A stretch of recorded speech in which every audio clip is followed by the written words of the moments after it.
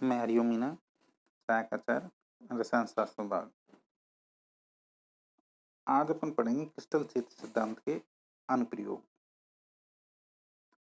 Application of crystal field theory. सबसे पहले देखते हैं अपन संकुल युग्मकों के रंग की व्याख्या। सीएफटी की सहायता से, क्रिस्टल फील्ड थ्योरी की सहायता से संकुल यौगिकों के रंगों की व्याख्या भी की जा सकती है।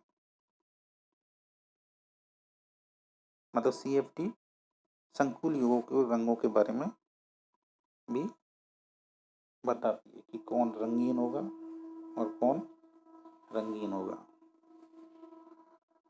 हम जानते हैं कि कोई भी पदार्थ रंगीन, कलर्ड तभी दिखाई देता है जब वह दृश्य क्षेत्र से प्रकाश का अवशोषण करता है। जब किसी धातु आयन के संपर्क में कोई लिगेंड आता है तो धातु आयन की समान ऊर्जा वाली डी कक्षकों का विपाटन हो जाता है। मतलब समान ऊर्जा वाले डी कक्षक बट जाते हैं, जिसके फलस्वरूप कुछ डी कक्षक उच्च ऊर्जा के तथा कुछ अन्य निम्न ऊर्जा के हो जाते हैं। अर्थात डी कक्षकों की ऊर्जा में अंतर आ जाता है। ऐसी स्थिति में निम्न ऊर्जा के डी कक्षक से कोई इलेक्ट्रॉन उच्च ऊर्जा के डी कक्षक में जाएगा, मतलब इसको डी संकरण बोलते हैं, तो वह पराबैंगनी या दृश्य क्षेत्र में ऊर्जा का अवशोषण करेगा।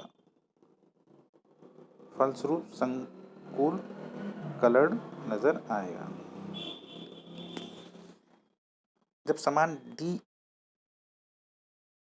समान ऊर्जा के डी कक्षक का विपाटन होता है, उसके बाद लोअर ऊर्जा के डी कक्षकों से कोई इलेक्ट्रॉन हायर ऊर्जा के डी कक्षकों में जाता है, तो इसको अपन डी ट्रांजिशन बोलते हैं।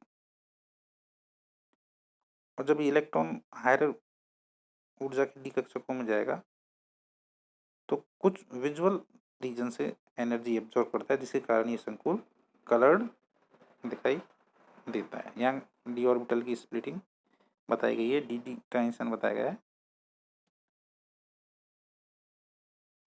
दूसरा, संकुल यौगिकों के चुंबकीय गुणों की व्याख्या। हम जानते हैं कि किसी पदार्थ में चुंबकत्व का कारण उसमें अयुग्मित इलेक्ट्रॉनों का पाया जाना है। अयुग्मित इलेक्ट्रॉन युक्त पदार्थ अनुचुंबकीय पदार्थ कहलाता है। किसी संकुल में अगर कोई अनपेयर्ड इलेक्ट्रॉन है तो वो पैरामैग्नेटिक है। अगर किसी में अनपेयर्ड इलेक्ट्रॉन नहीं है, मतलब अयुग्मित इलेक्ट्रॉन नहीं है, सारे इलेक्ट्रॉन पेयर्ड हैं,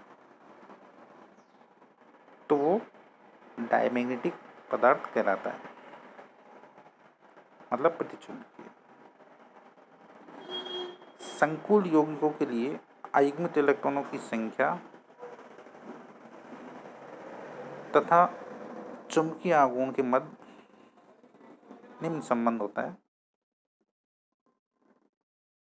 यहाँ पर दे रखा है म्यू इक्वल टू n+2 का होल स्क्वायर। यहाँ पर अगर किसी संकुल में एक अयुग्मित इलेक्ट्रॉन हो तो चुंबकीय आघूर्ण उसका अपन 1.73 काउंट होता है, 2 हो तो अपन 2.3, ऐसे यहाँ पर 3, 4, 5 का बताया गया है।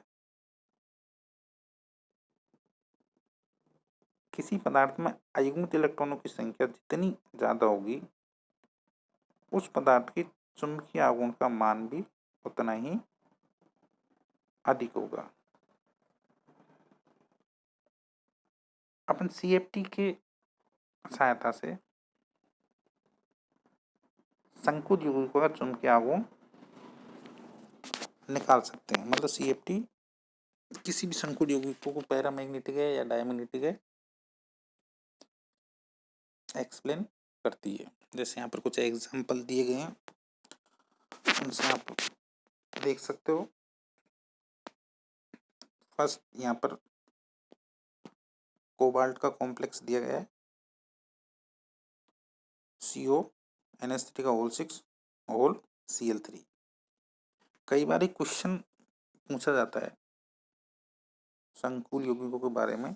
कोई संकुल यौगिक आपको दिया गया है और उसमें क्वेश्चन पूछता है कि इसमें नंबर ऑफ आयंस कितने हैं। जलीय अवस्था में इस संकुल में नंबर ऑफ आयंस कितने हैं, तो अपन उस हिसाब से यहाँ पर मैं डिवाइड करके लिख रहा हूँ। जैसे अपना फर्स्ट एग्जांपल है यहाँ पर कोबाल्ट का। अगर जलीय अवस्था में इसको देखें तो इसमें नंबर ऑफ आयंस 4 हैं। 3 तो इसमें क्लोरीन और 1 इसमें अपना संकुल।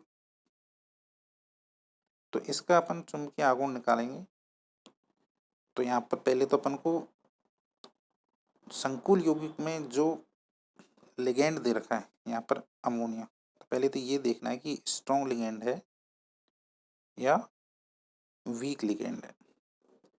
अगर ये स्ट्रॉन्ग लिगेंड हुआ, स्ट्रॉन्ग लिगेंड होने पर समान ऊर्जा के जो डी कक्षक हैं कोबाल्ट के, उनके बीच में होने वाली स्प्लिटिंग ज़्यादा होगी और ये संकुल निम्न चक्रण संकुल बनाता है।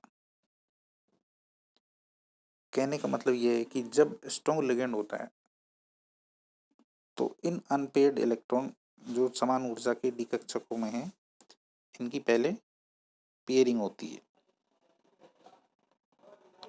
तो पेयरिंग होने के बाद में जितने अयुग्मित इलेक्ट्रॉन बचेंगे उससे अपन इनका चुंबकीय आघूर्ण निकालते हैं। तो यहाँ पर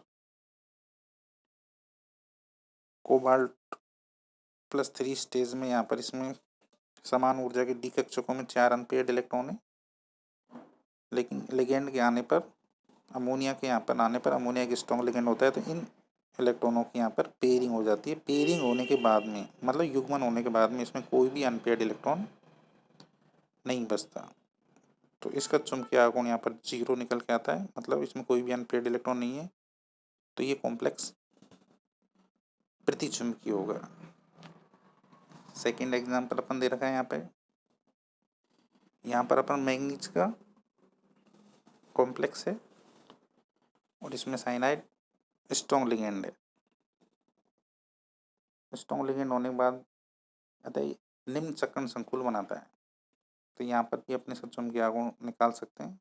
इसमें एक अनपेयर्ड इलेक्ट्रॉन है, तो इसका चुंबकीय आघूर्ण यहाँ पर निकल के आता है 1.73।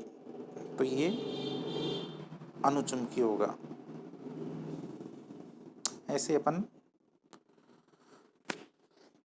2, 3, 4 का चुंबकीय आघूर्ण यहाँ पर निकाल सकते हैं। तो CFT संकुल युग्मों के कलर और इनकी चुंबकीय प्रॉपर्टी के बारे में बता सकती है।